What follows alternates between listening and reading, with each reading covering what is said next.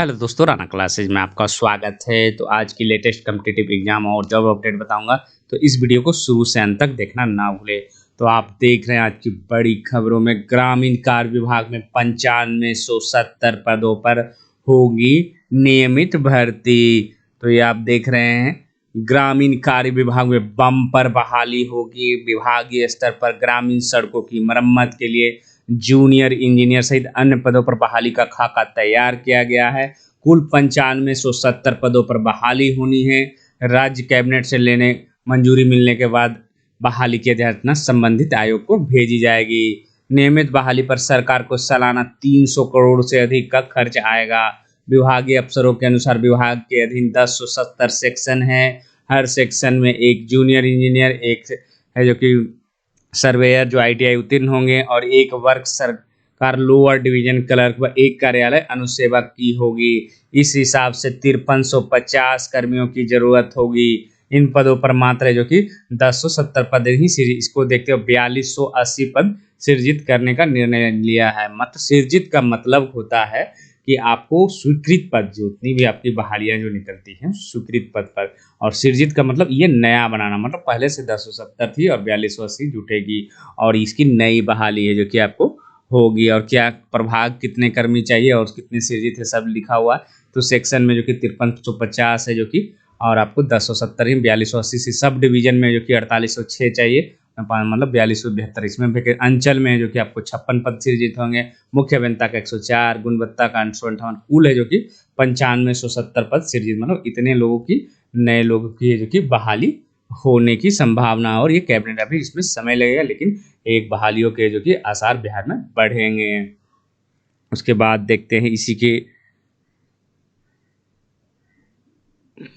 उसके बाद आते हैं, ग्रामीण कार्य के हर डिवीजन में चाहिए 9 कर्मचारी। तो ग्रामीण कार्य विभाग में 534 वर्ग सब डिवीजन है। हर सब डिवीजन में एक सहायक अभियंता, एक अपर डिवीजन क्लर्क, एक लोअर डिवीजन क्लर्क, एक अमीन, एक भंडारपाल, एक ड्राइवर, एक चौकीदार, 2 अनुसेवक, यानी इसमें कुल 9 कर्मियों की बहाली होगी। इसके अनुसार बिहार में 4806 कर्मियों की बहाली की जरूरत है।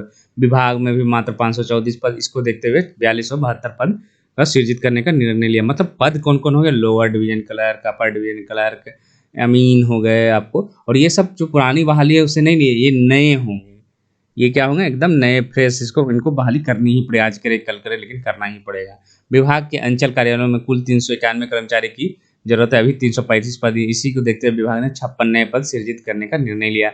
मुख्य अभियंता कार्यालय में 335 पदों पर की जरूरत है। अभी मात्र 235 पद, 104 पद जो कि सृजित होगा।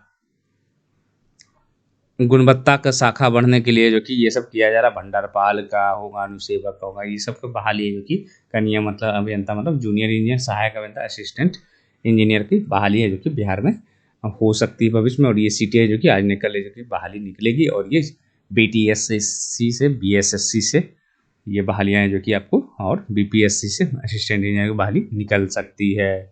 उसके बाद आते हैं दूसरी बड़ी खबरों पर। तो इसको देखते हैं, ये JPSC से है। तो फ्रेश रिजल्ट नहीं होगा जारी, अब आदेश को चुनौती देगा JPSC। तो लोक सेवा आयोग छठी संयुक्त सिविल सेवा परीक्षा का फ्रेश रिजल्ट जारी नहीं करेगा। JPSC ने एकल पीठ के आदेश को चुनौती देने का निर्णय लिया है। निर्णय के आलोक में JPSC के अधिवक्ता संजय P परवाल ने शनिवार को झारखंड हाईकोर्ट में अपील बनाम दिलीप कुमार की याचिका दायर की है।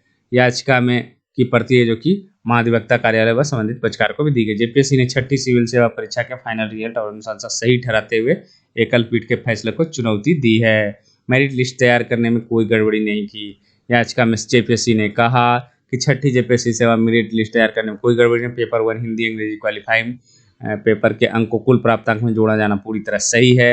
विज्ञापन की शर्तों के अनुसार मेरिट लिस्ट तैयार की गई है। फाइनल रिजल्ट है जो कि जारी करते हुए अनुशंसा है जो कि विभाग को भी बाद में सरकार ने 326 अनुशंसित अभ्यर्थियों को नियुक्ति की है। परीक्षा के आयोजन में कोई त्रुटि नहीं है, इसलिए आयोग पर एकल पीठ द्वारा लगाया गया आक्षेप सही नहीं है। आयोग ने एकल पीठ के आदेश को निरस्त करने का आग्रह किया है। उधर सफल अभ्यर्थियों ने दर्जनों अपील है जो कि याचिका दायर की एकल पीठ के आदेश को चुनौती दी है। उन्होंने छठी JPSC रिजल्ट को सही बताते हुए एकल पीठ के आदेश को निरस्त करने की मांग की है। तो कहीं ना कहीं है जो कि JPSC भी अब है जो कि मान रहा है कि हमने अभ्यर्थियों का क्या राय है? तो अभ्यर्थियों ने कहा गुमराह कर रहा है जेपीएससी, गलती ढकने का प्रयास। झारखंड लोक सेवा आयोग द्वारा छठी सिविल सेवा परीक्षा का मामला फिर उलझता नजर आ रहा है। झारखंड हाईकोर्ट ने 7 जून 2021 को छठी सिविल सेवा परीक्षा मामले में सुनवाई करते हुए दोषी अधिकारियों पर कार्रवाई करने का निर्देश। इसके आलोक में महाधिवक्ता ने भी सरकार के प्रेस लिस्ट को दोषी न्यायालय के आदेश को बरकरार रखने की सलाह दी, लेकिन लगभग 55 दिन बाद शनिवार को जेपीएससी ने न्यायालय के आदेश को चुनौती दे डबल बेंच में जाने के लिए याचिका दायर कर दी है।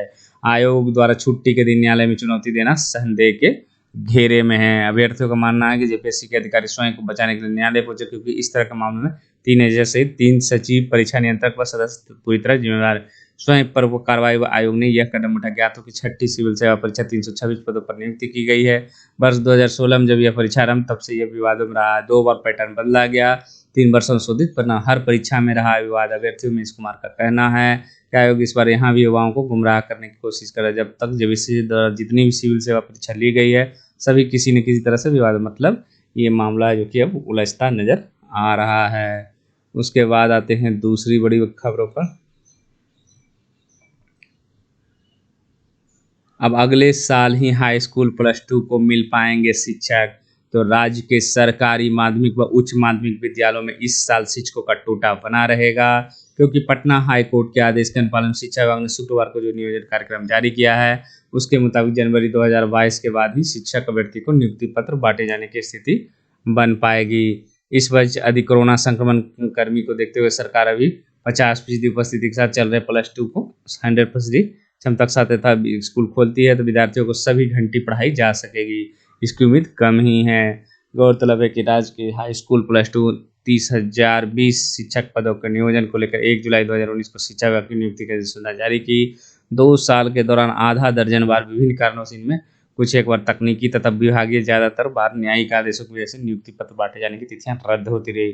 फलतः जिन अभ्यर्थियों ने शिक्षक बनने के लिए आवेदन किया है, उनका इंतजार लंबा होता। खास बात यह है कि शिक्षा विभाग ने उच्च माध्यमिक व माध्यमिक विद्यालयों के शिक्षकों की घनघोर किल्लत को देखते हुए छठे चरण के शिक्षकों का नियोजन आरंभ कर दिया है। इनमें सबसे ज्यादा रिक्त पद विज्ञान और भाषा विषयों के थे, जिनके शिक्षकों कर्मी से हाई स्कूलों में कक्षाएं नहीं ली जा रही थी।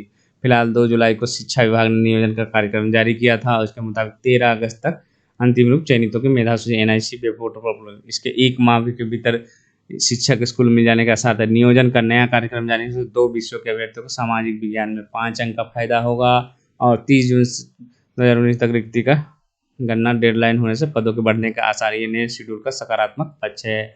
7वां चरण भी पीछे छूटा।